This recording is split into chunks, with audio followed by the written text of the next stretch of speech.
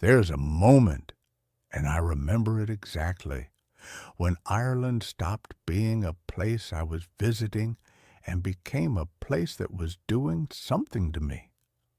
I was standing at a bus stop in Dublin. It was raining. The man beside me wasn't on his phone.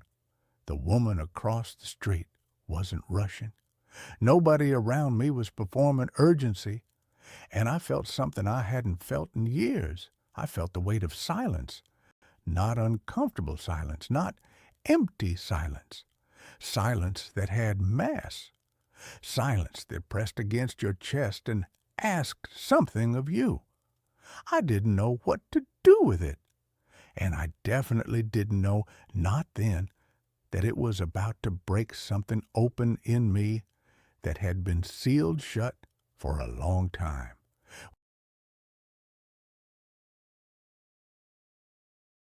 When you move to a new country, you pack more than clothes.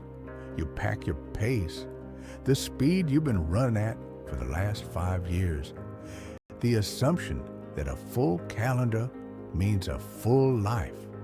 The habit of filling silence before it has a chance to say anything.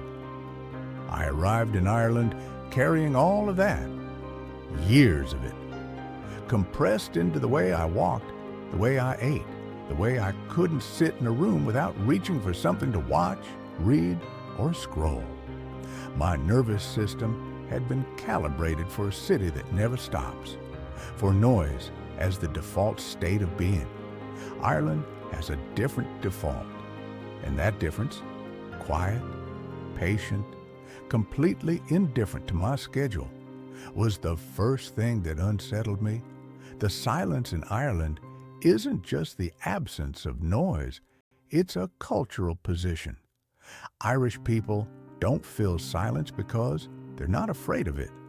They pause before they answer. Real pauses, 3, 4, 5 seconds. Not because they're distracted, but because they're thinking about what they actually want to say. I had a conversation in a pub in Galway that changed something in me. The man I was talking to stopped mid-sentence, looked out at the rain for about 6 seconds, and said nothing. 6 seconds. I counted, because in the world I came from, 6 seconds of silence in a conversation meant something was wrong. Someone was angry. Someone had given up. Here it meant he was just thinking. And I realized, sitting there completely unsure what to do with those 6 seconds, that I had forgotten silence was allowed, that thinking before speaking was allowed, that you didn't owe anyone a constant stream of words just to prove you were present.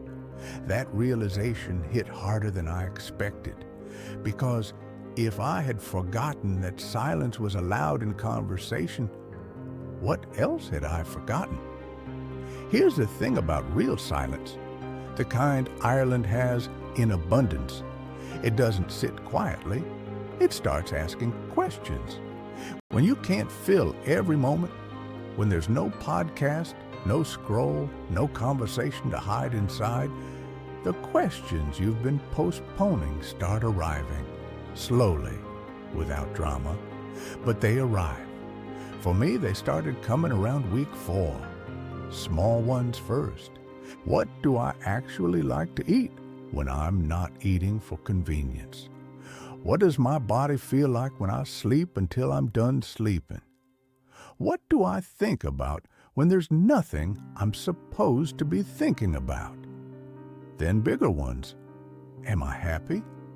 Not happy in the photo, not happy by comparison, but actually, quietly, on a random Tuesday afternoon, am I okay? Ireland didn't ask me those questions directly. No one sat me down.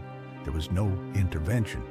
The country just created enough quiet that I finally heard them. And once you hear questions like that, you can't pretend they didn't arrive. Let me be specific about what actually happens when you spend real time inside Ireland silence. First, your conversations improve.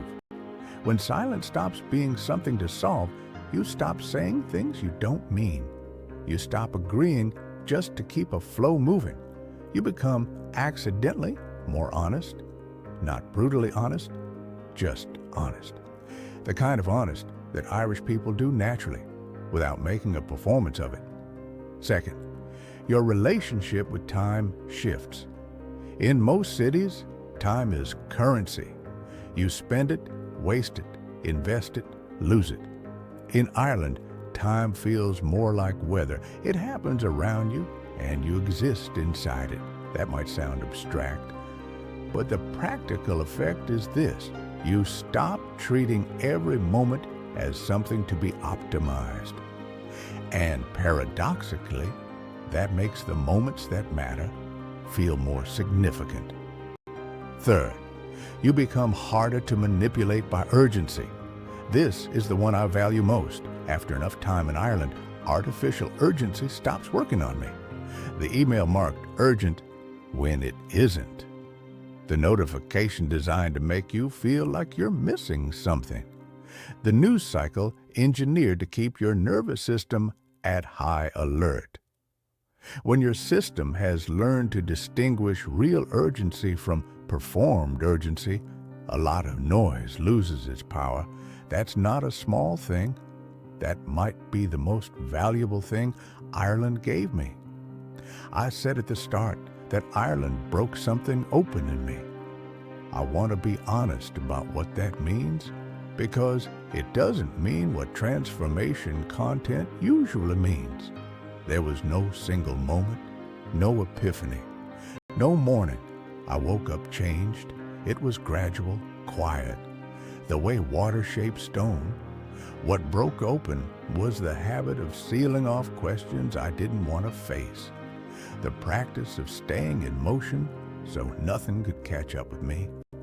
Ireland, by offering silence, offered those questions a way in, and dealing with them slowly, imperfectly, over months, made me someone I recognize more easily, not a better person in some clean, finished way, just more honest about what I actually am.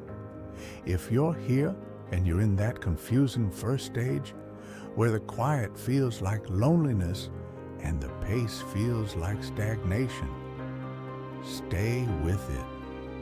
What you're feeling isn't emptiness, it's space opening up, and something is about to grow there.